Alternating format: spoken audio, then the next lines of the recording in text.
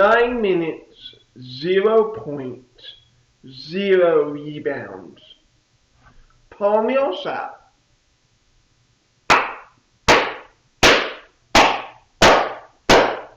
That is some great fucking coaching.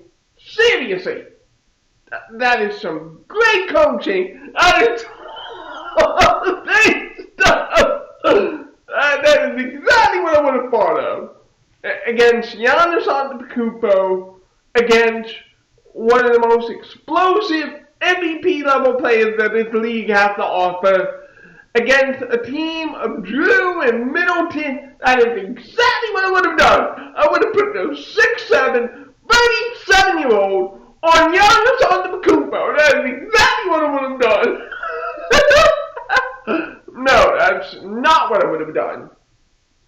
I mean, this guy is such an idiot that he forgets what he does in the last game, let alone what he could do tonight.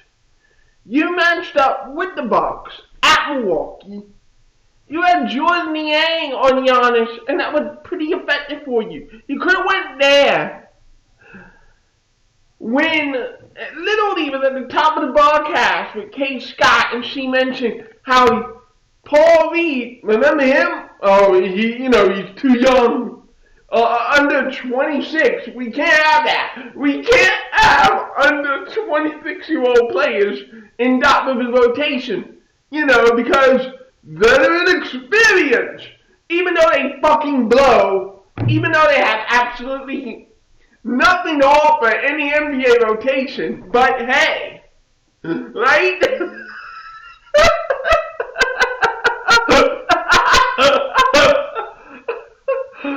Like, holy shit.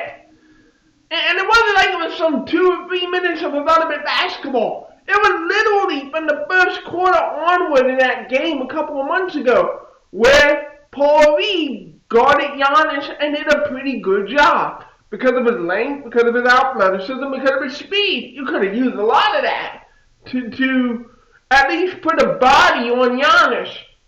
Or if you're really going to stick with this dumbass rotation, why not have Embiid on Giannis? We've been here before with the whole Brook Lopez thing. Have Embiid on Giannis and have Tobias Harris guard Brook Lopez, because not like Brook Lopez is going to take you off the dribble. Seriously, this man is going to get himself fired over his terrible lineups, his insistence that we play old men who are not NBA players. Seriously, that should be the first question of Philadelphia media. What was the point of playing Paul Millsap 9 minutes tonight? What was the point? I know Paul will come back, oh, you didn't want the Andre Jordan. I don't want either, old scrub doc. They're both done. They both can't give you NBA minutes. That's the brutal reality. And neither one earned it. Paul Millsap hits 2 random threes in a blowout loss to Boston, and that makes him qualify for the backup position. Why? Like, seriously, I have yet to come up with, let alone get an answer, for why those 2 irrelevant threes in a blowout loss meant that he should be a backup center. I don't get it. I'm befuddled by it. It's just unbelievable. And now you have the national media, basically MVP's over it. You give it to Jokic. It is what it is. Which absolutely sucks. Think about that. This coach has blown so many games this season, and you basically give back to the MVP, to Nikola Jokic. Like, I can't stand this man. As much as I ended up getting toward the end of the Brett Brown regime, to be where I am in under 2 years, that is some seriously impressive coaching of the worst kind. Like, NBA TNT gave out that top 15 coaching list as a joke. What was it? Top 15 coaches of the regular season wins? Who cares? Who cares about the regular season wins? You can tell why this dude failed with the Clippers. And you can tell why he was only able to win 1 championship with Boston. This guy ignores what he sees on the court And he also ignores what he does from game to game. Even if we all believe DeAndre Jordan blew, and he does blow, why did you randomly go to Paul Millsap? If you even tell me I wanted someone quicker, I am going to blow a fucking gasket. Because again, you have these two young players who are quick and mobile. I mean, you can do either one of them. If you want rim protection, if you want physical size, Bailey is the bigger guy at 7 foot 250. If you want lateral quickness, Reed has a 7'2" wingspan. Either one of these bigs could give you something. But you won't give them the opportunity because you're stuck playing some 35-year-old. Doc Rivers is Tom Thibodeau is Doc Rivers. They will never get over the hump because they never believe in what you need to win, which is draft picks exist for a reason. You may not like it, Doc, but they exist for a reason. To play them, to develop them, to nurture them, to be on the back end of your rotation. So that you're not relying on, literally, you don't even know what you're relying on. So you have Furkan Korkmaz, he played well, and now Furkan Korkmaz out of rotation. What's even happening? You are one of the worst coaches I've ever seen, and you were basically, before the season even ended, you basically put the season over, and we are now waiting for the inevitable Doc firing. That's what it's come to. The only thing we're looking forward to now is when Doc Rivers is fired, because nothing else is left. Forget a playoff run. The guy refuses to acknowledge the fact that the 30-year-olds have not won the job. They haven't won it on merit. You gave it to them on their reputations. In either case. And you still won't change that. So it's over. The only question is it going to be in the first round or in the second round? I don't care. I want it in the first round. If it's in the first round, it's a 100% firing. And thank God. Please, I don't care if it's Chicago or Boston, whoever. Put us out of our misery, beat us in the first round. Not because I am a Negadelphian, not because I am negative, but because the only way you're going to win a championship with this roster is if Doc Rivers is no longer coaching this basketball program. That's it. I don't want to be here. No one wants to be here. His performance put you here. 35-year-old Paul Millsap. If somebody say, oh, well, there are other factors to look to. Maxey went via 11, and yeah, Maxey struggled. Still gave me 6 assists.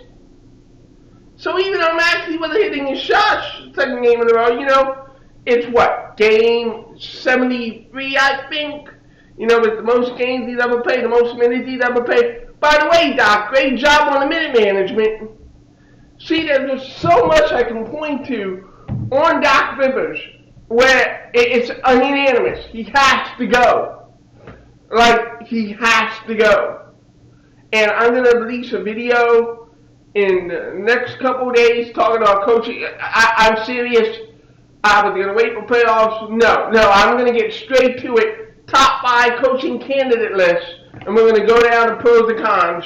Because if it's up to me, Doc Rivers will no longer be employed. You know.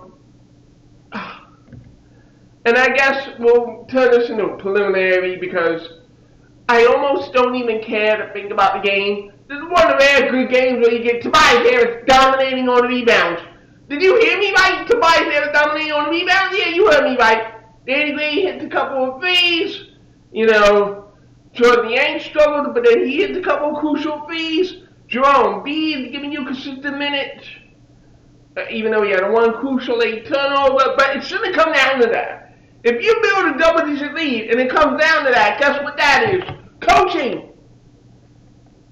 And specifically, you see him getting burned by Millsap, and it's like, well, I got him to be back in, and I'm going to be like, why was it ever Millsap to begin with?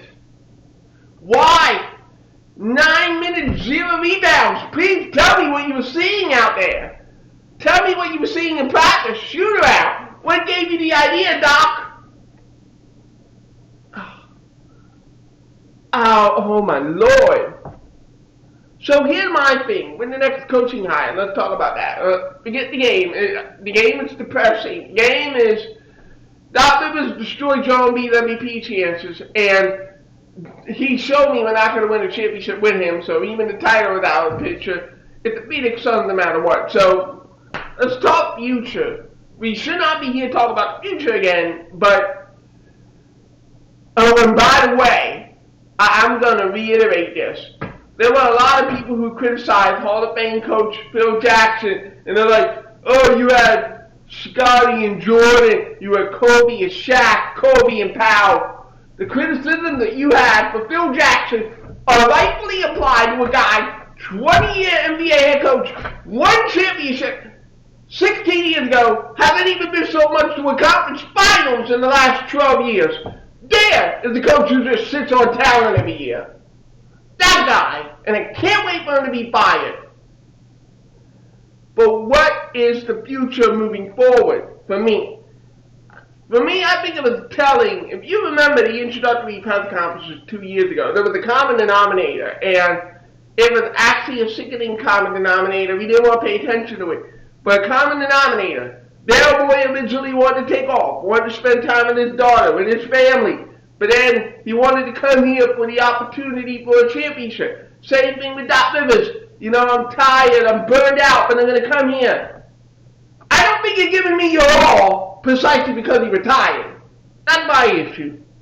And specifically, you know, with Doc especially, you're burned out. You're burned out of ideas where you're just playing these old guys. You know, like Doc Rivers himself said, I want to get the DeAndre from the Clippers. That obviously doesn't exist, or he would not have been waived to begin with. So, for me, the next coaching hire is not going to be someone who's tired. Like, no. We need someone who can bring life and energy, and someone who wants to coach. Someone who wants to coach. Seriously, that's why I'm looking at this. Somebody who wants to coach. Someone who wants to coach Joel Embiid and James Harden. Obviously, I would want them to want to win, but I don't need them to be 65 years old, past their heyday, coaching like it's 2016 or 2008, and not 2023 with Joel Embiid and James Harden, 28 years old and 34 years old, respectively. I need a coach who is connected to the modern NBA game. Or someone who is willing to connect themselves to the modern NBA game. So, here's one of the things that I think is interesting. We have internal and we have external. And you go either way with this. You know, Court Mars talked about how much he liked playing under Dan Burke. And the players responded to Dan Burke. There might be something serious there. I know the famous name is going to be Sam Cassell because obviously to work with Tyrese Maxey. But I'll be real with you. Any coach that gets an endorsement from Doc Rivers, like, do you really want to go back there? We already see that this guy is terrible at substituting patterns. With Dan Burke gave Isaiah Joe 23 minutes. A lot more minutes than Doc Rivers would ever give him. So for me, between Dan Burke and between Sam Cassell, where I want to go with the program, sorry, it's Dan Burke. I don't want anything to do with Doc Rivers. Sam has got to get his opportunity somewhere else. Because there's no point in hiring a Doc disciple when it's Doc substitution patterns that I'm trying to get away from. So, sorry Sam, get out to me somewhere else. Not for you. Dan Burke is a possibility. I bring him in for an interview. And the reason I say I bring him in for an interview is because I have an out-of-the-box idea.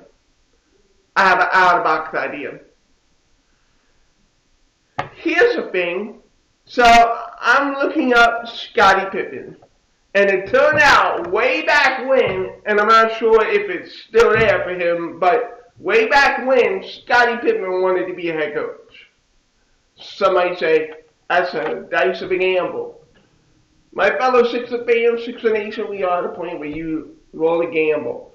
And here's why I would do it. Scottie Pippen, if you listen to him in the national media, he's really articulate, and we know that he's an incredibly smart player, won multiple championships, was a big part. Sorry, last dance, he was a big part of those 6 championships. So he was a very good player. He's won championships, multiple of them. And so the big thing is, when Scottie Pippen comes into that locker room, he will get the immediate respect of Harden and Embiid because out of the players, just like you, I played NBA games just like you. I was an all-star, multi-scorer, elite defender, and I got the rings that you both say you want. And I think that is going to command something that the old crew, who basically rode Kevin Garnett, Paul Pierce, Ray Allen coattails, cannot really say to any player. But Scottie could say it. And if anyone wants the precedence for this, remember the Brooklyn Nets went the way of Steve Nash.